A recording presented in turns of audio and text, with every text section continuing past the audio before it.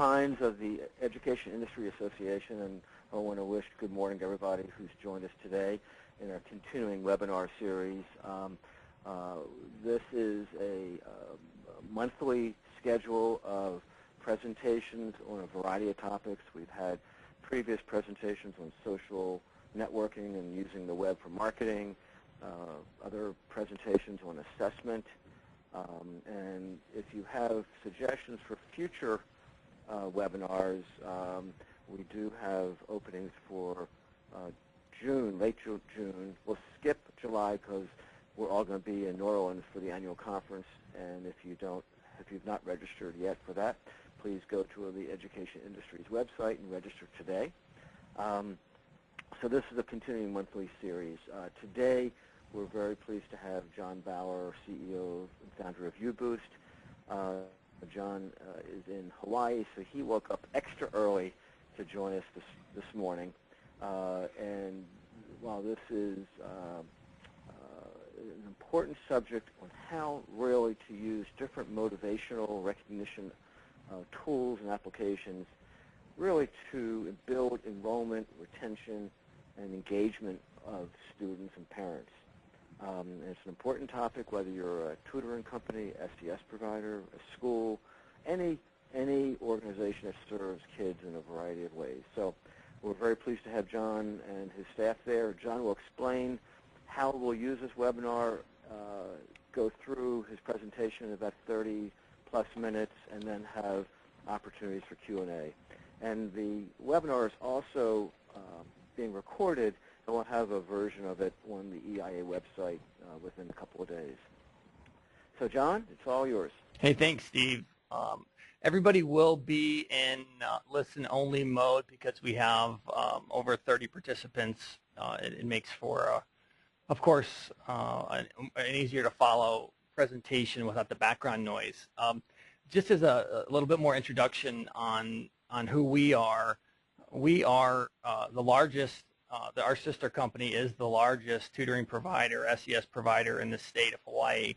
It was started in 2005. We served our first child in November of 2005, and within 2 years, we were doing over 3,000 students after school and over 10,000 students during the day.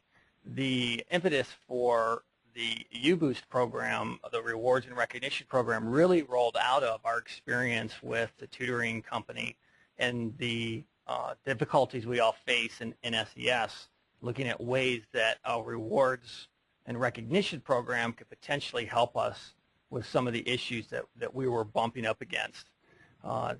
We've served over 100,000 students in the last 2 years, and so we have spent a lot of time looking at the available research and working with research organizations at Harvard University and this year with Vanderbilt to study performance incentives and their impact on attendance and impact on performance. So we'll share all that with you today. Really, we'd like to, kind of as goals today, first of all, not run over my 45-minute limit. Otherwise, Steve's going to cut me off anyway. 2, I'd like to really just, like I said, share what we've learned, but also get input from you via the web tool, the webinar tool that we'll talk about in a second, just the polling tool, so that we can share the results from those polls immediately during the webinar. And then at the end, I'm hopeful that we all walk away with at least 1 or 2 things that we can do to increase attendance in our programs starting immediately. The next slide is just a little bit of information about how the webinar tools will work. And the main thing is that you're going to have a viewer window on your left, and your control panel will be on your right. The control panel you can open and close by just kind of grabbing this arrow. The audio panel is here. If you called in by telephone, please use your audio pin and enter it. That'll allow me to unmute you if there's time at the end for Q&A.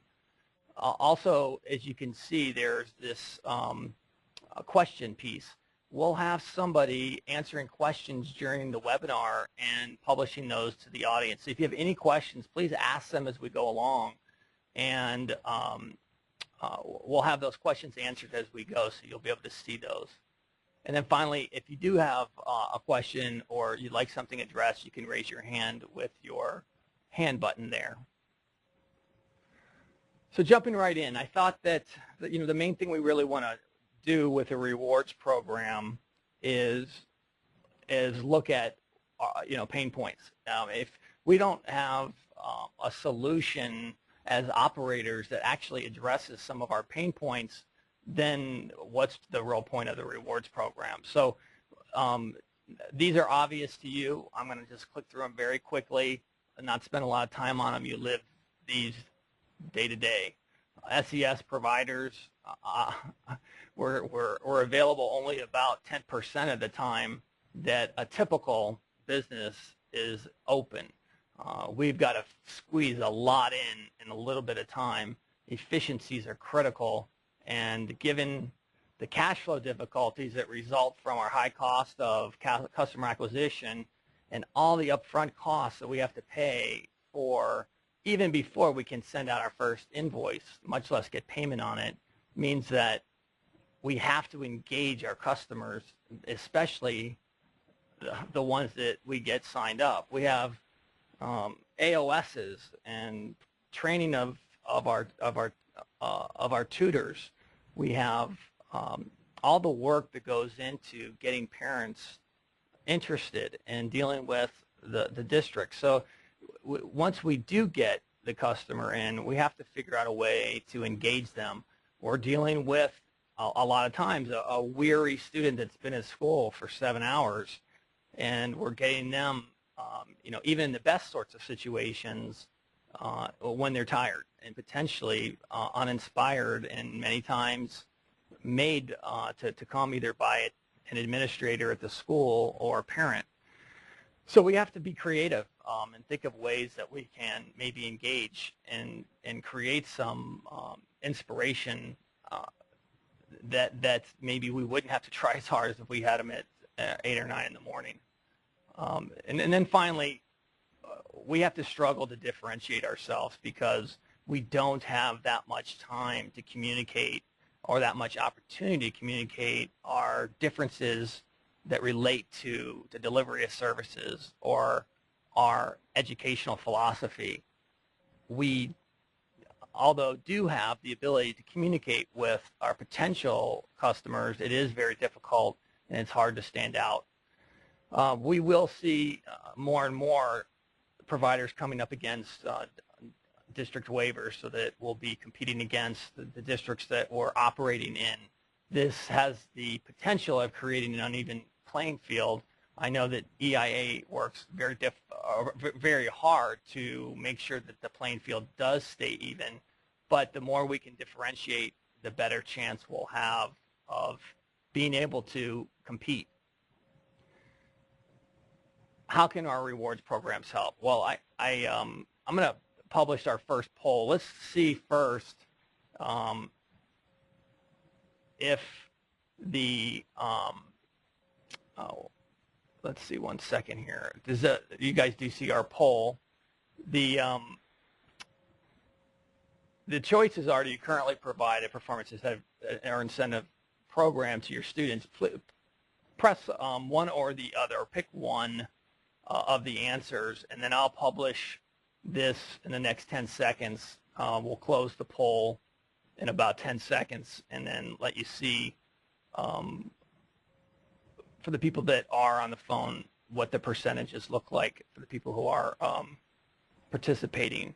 So I'm going to close the poll now. We've got about 86% of the participants have voted, and you can see that the results show that 37% have rewards programs, and 26% don't have a rewards program, and then some do, depending on district regulations.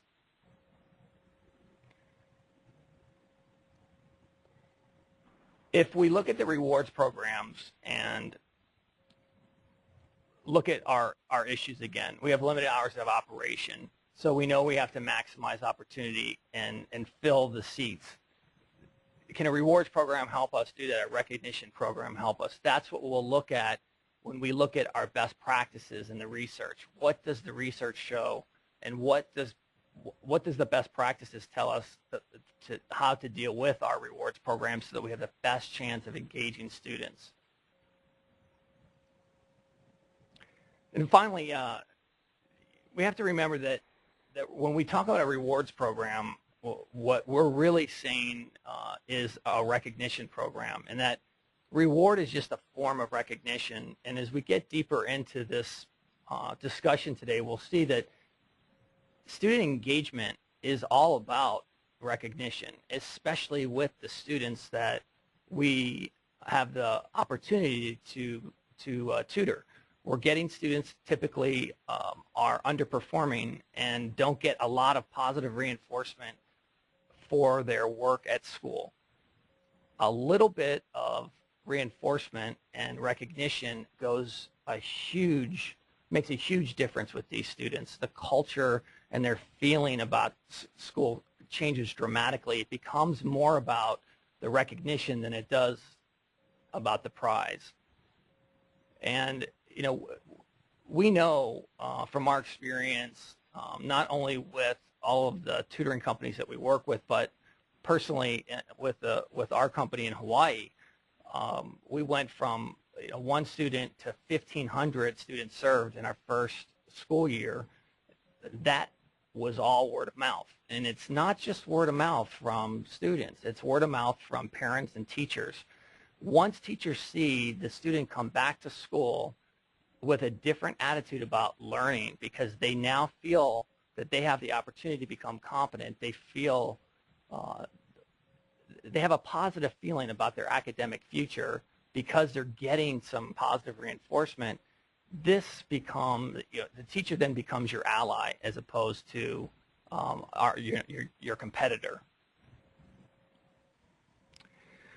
So jumping into the research, we've spent a lot of time reading the research. In fact, we'll get into our white paper and some of the research that we've looked at that's very high profile, widely accepted, and that is available at uboost.com. If you want to go download the studies, please feel free to. Also there at uboost, you can also find a summary that we do of all the rewards programs that we know about that are publishing their results.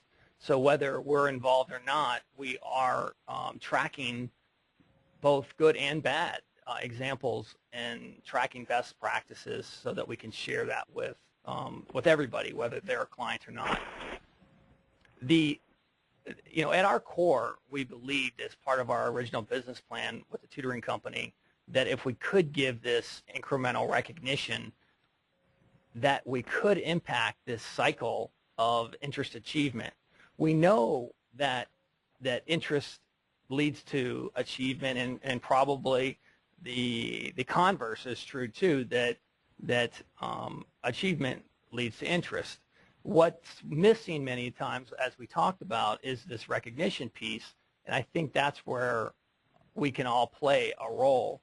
The tutoring company sits in the middle of all this, and our role is to create this nice cycle so that not only will they benefit when they're at the tutoring session, but when they go back to school, they will benefit because they'll have a different attitude. They will be inspired to learn.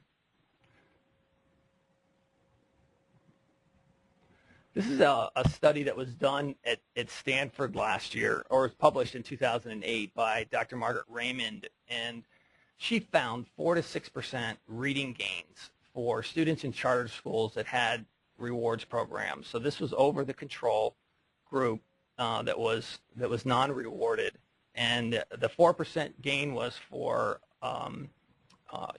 for every single year that a student was involved. So this is pretty dramatic results from an independent researcher.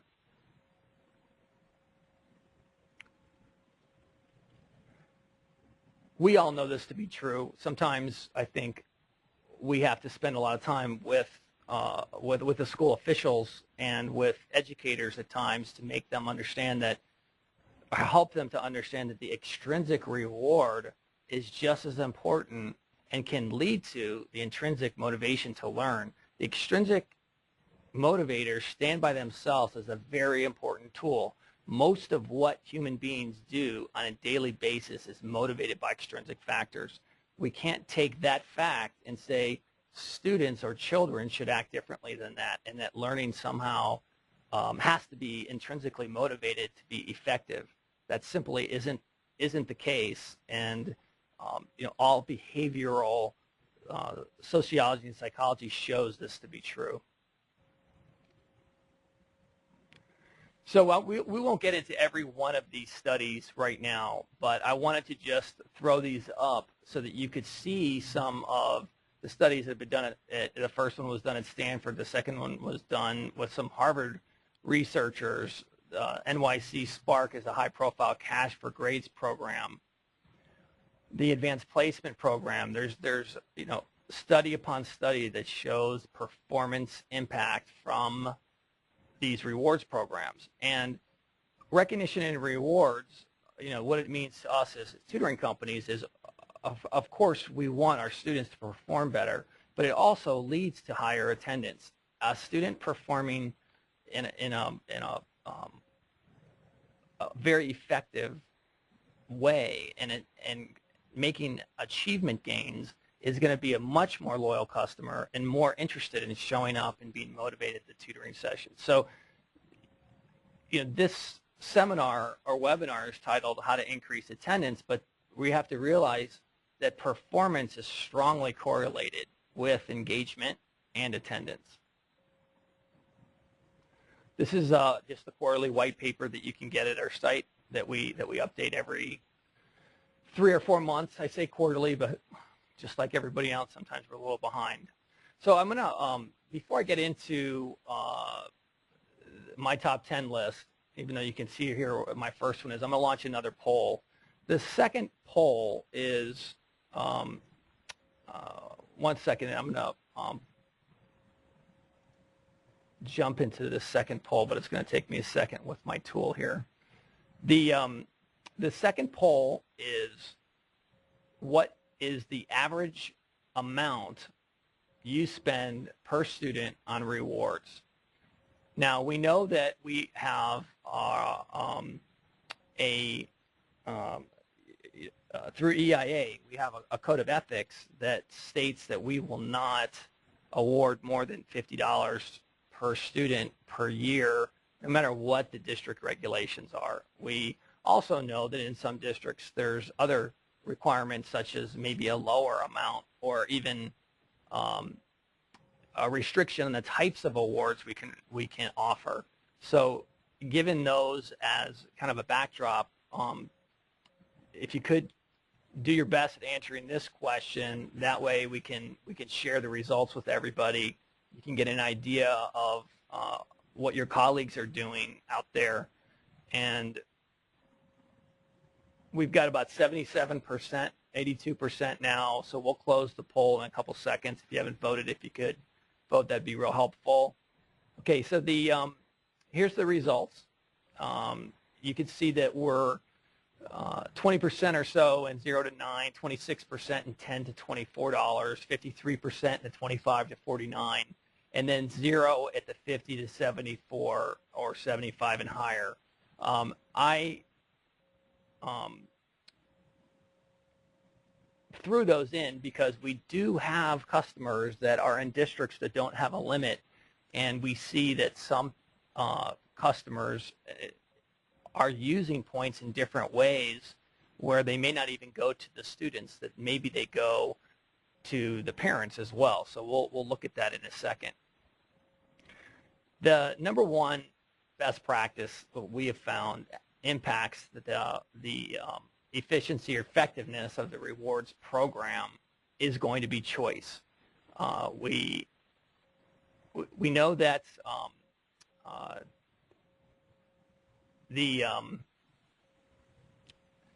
that if we pick the reward, what we're doing is decreasing the amount of engagement that we're going to get from a student. Not only do we not know what is motivational or inspirational to any given student at any given time, the idea even that if you pick the right thing, but just the act that they didn't get to choose reduces the effectiveness of the reward.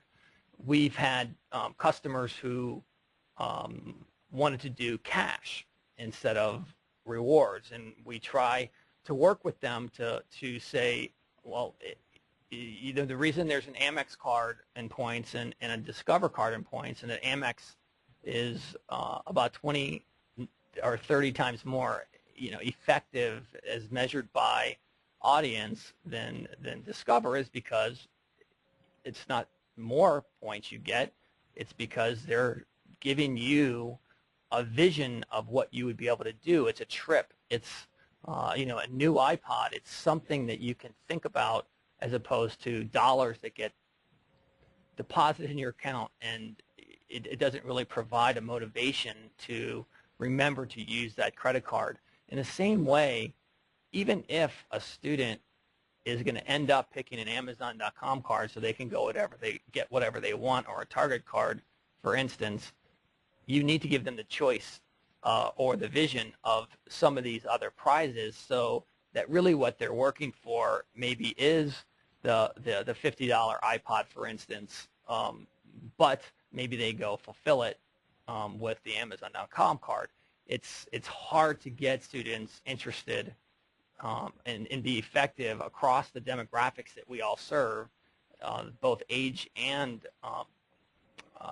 and gender, by choosing their reward. So again, I'm going to throw, we only have 4 polls. These 3 are kind of stacked on top of each other, but I'd like to ask that question.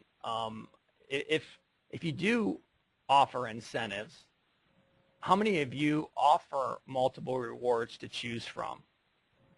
So this is the third of 4. I won't kill you with these things, but I think this would be an interesting one for us to share with each other.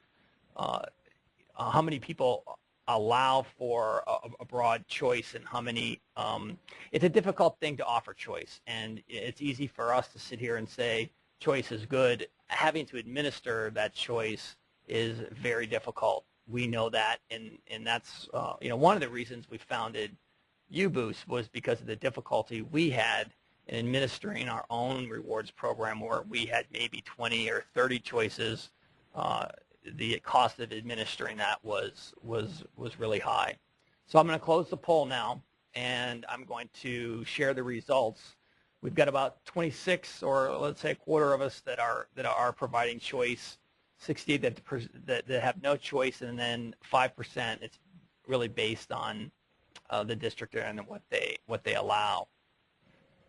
So let's jump into my second on my top 10 list. And I cheated a little bit here because this is really 2, 3, and 4, although I'll give some detail on each one. The key here is that we spread the points around, and everyone needs to be involved in giving recognition to students. And you can do that if you have tokens or points or some other way to give opportunity to both parents and your tutors, and even within the community, to recognize students for achievement, for showing up, for trying to do better.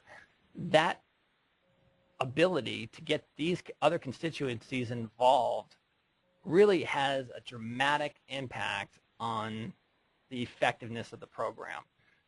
You can imagine that a parent giving a reward or a parent giving praise is much more effective than a tutoring company giving a reward or praise in most cases. To do that, parents are going to have to be given the opportunity to reward their own students for showing up. Now, we know that leads to a lot of other great spillover effects. We've seen it time and time again, where as soon as you start creating that positive dialogue between a child and their parent about education, you're going to have a customer for life. And I'm sorry about this. I forgot to hide my results here. You haven't seen my my last couple slides. Here we go. I'll go back one slide. So parent points. The idea is that we really want to get them involved, and for the main reason for parent involvement, of course, is for student performance. But we'll also see that by giving parents points and encouraging them to use those points to reward their child, or parents the opportunity to reward their child, whether it's points or tokens. Let's see here. We're still stuck on slide choice number 1 for some reason. Let me see. I have a little technical difficulty. So on my screen, I'm on point 2, but I can see from the audience view that it's still stuck on 1. So let's see. It must have something to do with the poll.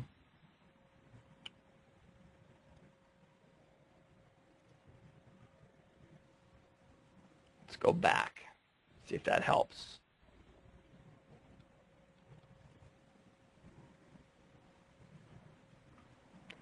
Okay. I'm still stuck on slide 1 here. So I'm going to try pausing the presentation and see if that will unstick us here.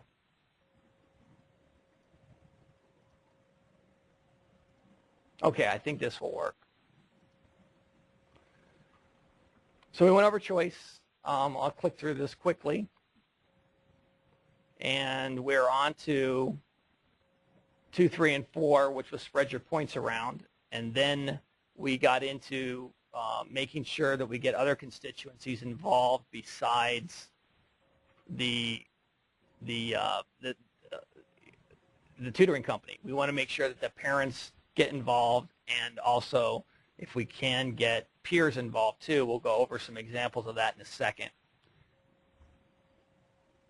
As I mentioned, parent points are significant, and what we'll see is not only more effective recognition, but the idea that you'll have a customer for life. Tutor involvement, we saw in the Stanford study the 4 to 6% reading gains. The 6% came in those programs that had high teacher or high tutor involvement. In other words, the more adult buy-in we have, the more effective the program will ultimately be. Tutor involvement also enables us to have instant recognition both of performance and behavior. If you're in a group setting, behavior becomes an important element of delivering good tutoring services, good educationally relevant tutoring services. We want to enhance the relationship between a student and their tutor whenever we can. And what we've seen on the spillover effects with tutors and teachers is that once we empower them to recognize students with a tool, they become more engaged and motivated. Absenteeism in many of the studies have gone down with teachers and tutors as a result of these programs, although that's not what the program had set out to do.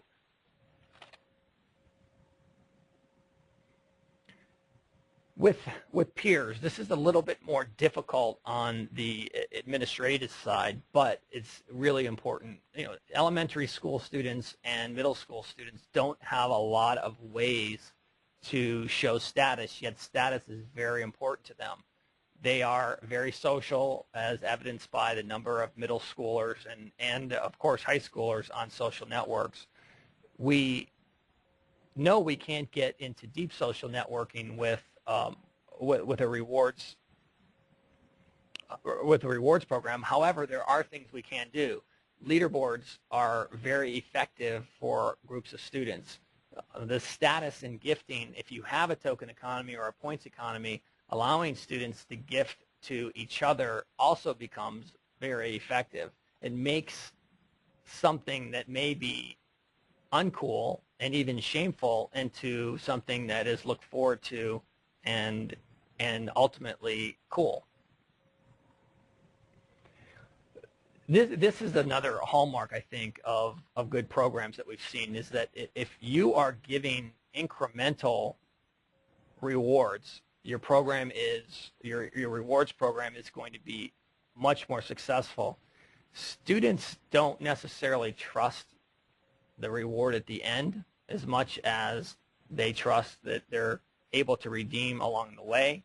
So trust is one reason, but another big reason is that incremental recognition is what we're after. The reward itself is a means to an end, but we have to be able to give students a clear message that they're making performance gains.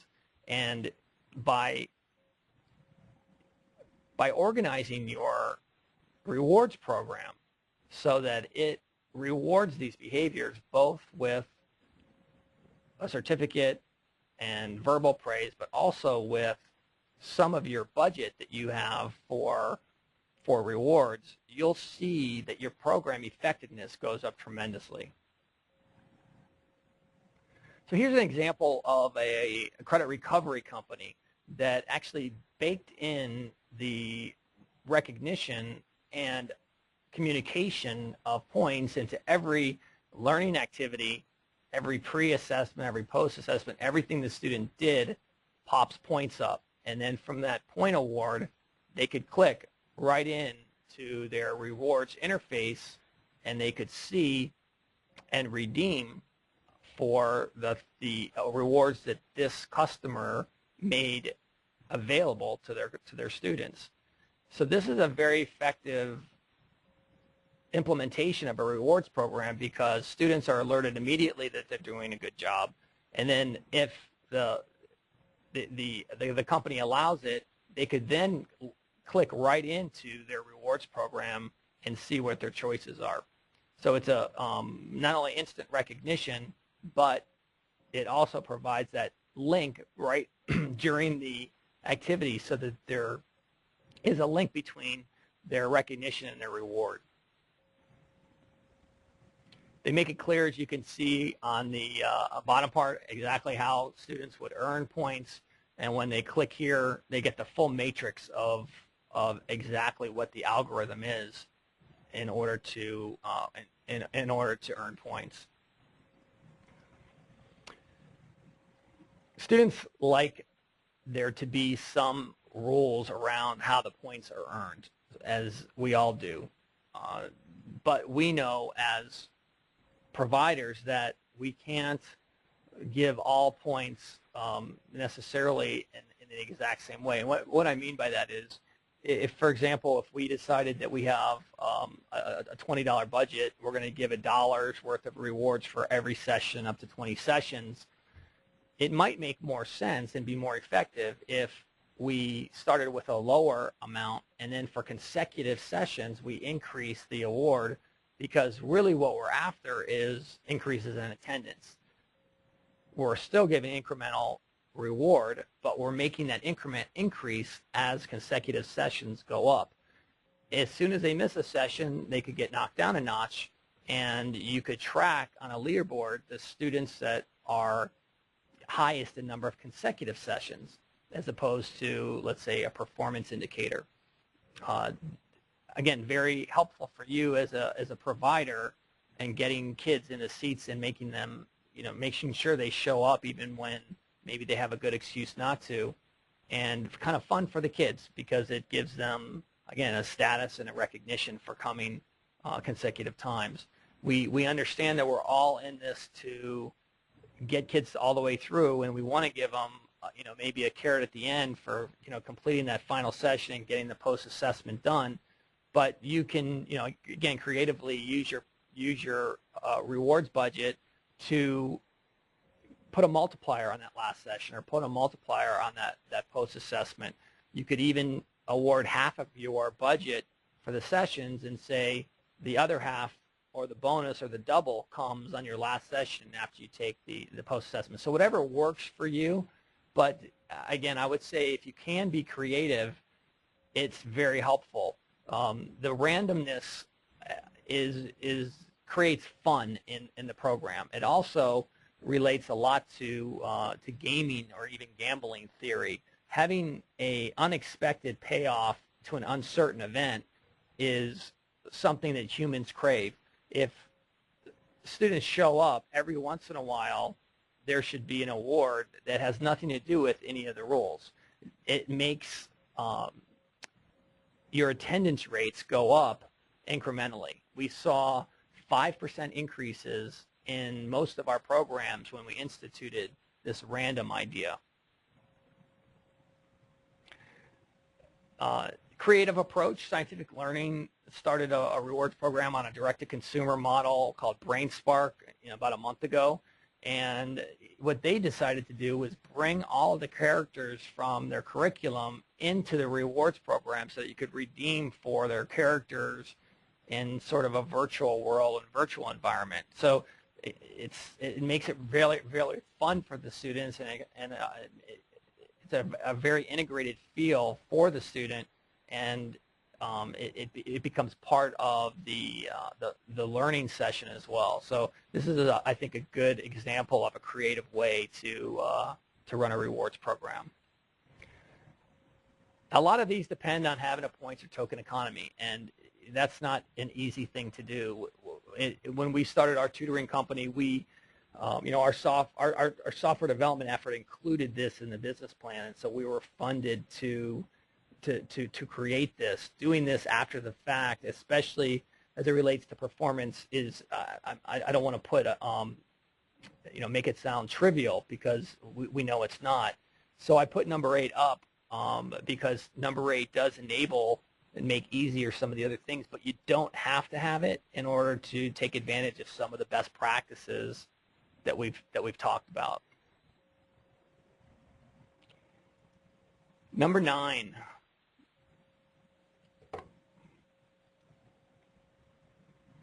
Fun. And this is up to you. You know what's going to be fun in your environment. You know what's going to work for your student population. Keep it fun. Keep it interesting. Change it up. We know that if we don't change up our rewards interface, our rewards program, at least twice a month, it loses some of its effectiveness. So that seems like a lot. And again, we understand from an administration standpoint that may not be possible, but do your best whenever you can to bring new ideas and new rewards into the program, and maybe once a month, talk to the students about the new things that you're doing. It does create interest. It creates the important word of mouth that will drive enrollment, and it'll drive attendance, and it'll drive your sessions. Last is what we started with, choice, and we'll end with that. I think that as much as you can bring choice in, we can.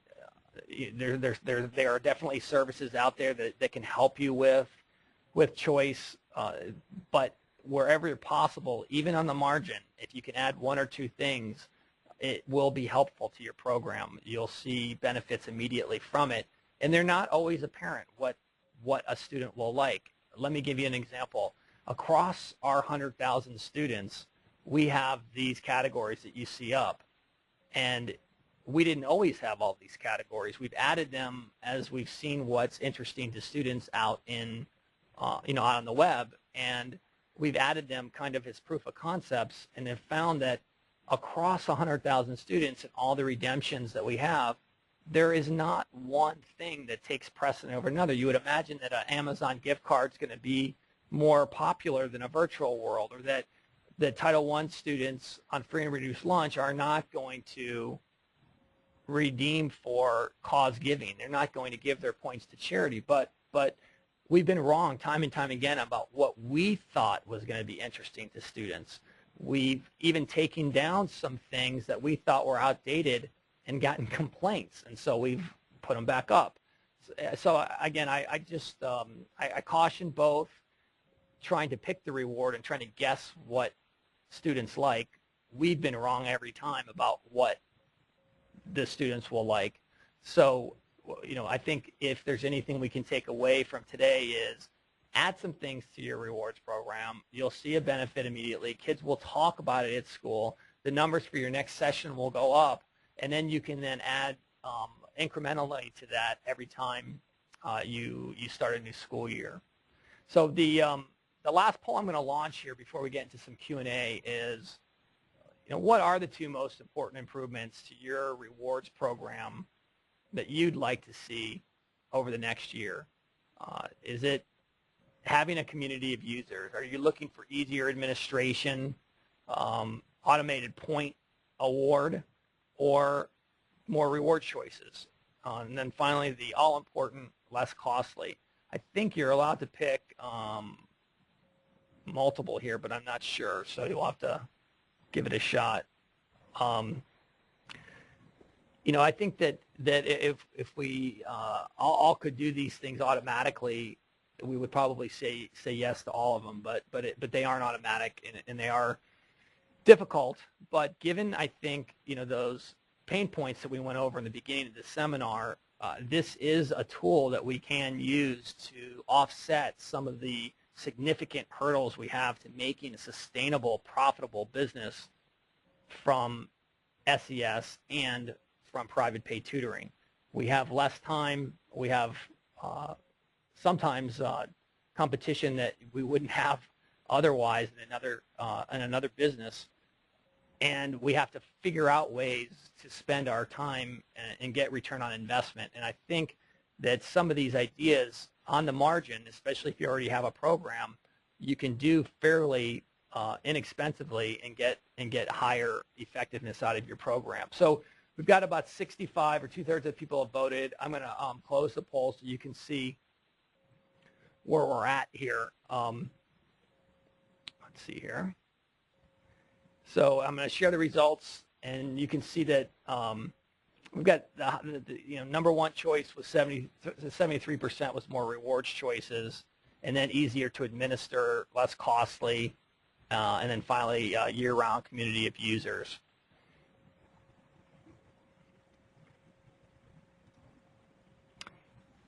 So jumping into Q&A, I think that we have been answering some of your questions as we've gone along. If you have any questions that you'd like us to answer right now, please just type into your question dialog box, and we'll answer some of those. Now, one of the things that that we see here is what does our program look like?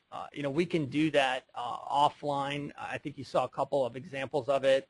UBoost is in the business of creating custom programs, so they don't have our clients range everything from student information systems and K-12 Inc., virtual charter schools, to tutoring companies and after-school programs. So we have a lot of different ways people are using the program. I think, though, that the use in after-school is very interesting to the U.S. Department of Ed. In fact, the U.S. Department of Ed has funded Vanderbilt's National Center for Performance Incentives to study if performance incentives can have an impact on student performance, mostly student attendance in the programs, and then, of course, performance as well. They're also going to study through UBoost, starting in September, whether or not parent rewards can increase attendance. So there's going to be some U.S. Department of Ed led, with Vanderbilt and UBoost collaboration studies this year, and we'll share those results with you. If we get early returns, you guys will be the first to know through EIA. We are, of course, members of EIA, both our tutoring company and UBoost, and we'll continue to be involved and share as much as we can best practices with you as we go along. So I wanted to thank you for coming. You can get a hold of me at jbauer@uboost.com. Steve, thank you for allowing us to share what we've learned over the last couple of years, and I look forward to hearing from you about other things that you find as best practices that may not have been covered here. If you have ideas that you would like to share with the group, let me know, and we are putting a best practices section up at our website, and we'll start a blog on that, and hopefully it'll be something that we all can use and share to better serve our student populations. So again, Great. Thank you. Steve? John, can they all hear me now? Yes. Great. I want to thank John for bringing us through a very well-organized and important subject. This is not necessarily commercial for UBoost, but more of a serious treatment of an important strategy to engage your students and hold them for as long as you can. So I want to again thank John for his time and preparation. If any of you have an interest or topics you want to suggest for future webinars, please write them to me. We have openings for June, and then we'll skip July and come back in August. So I would want to make these as relevant to you, so I would like your input. Again, if you have not yet registered for Adventures Conference, please go to the EIA website and do so. There's a link right on the home page.